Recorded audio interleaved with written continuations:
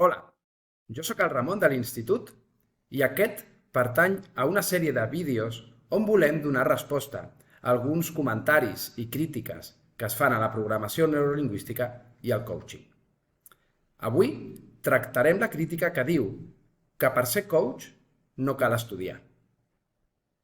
És cert que existeixen moltes formacions de coaching, algunes de més curta durada i altres de més llarga durada, però no totes serveixen perquè et converteixis en coach.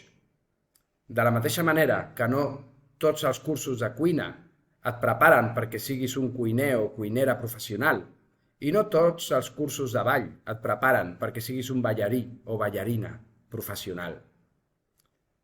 Ser coach professional, conèixer la metodologia en profunditat, els models, les estratègies del coaching, requereix moltes hores de formació i d'estudi.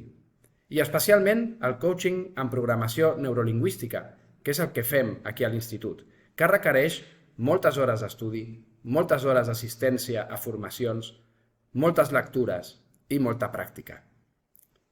Així doncs, desconfia de qui et digui que és coach i descobreixis que només ha fet un curset d'un cap de setmana o de 30 hores.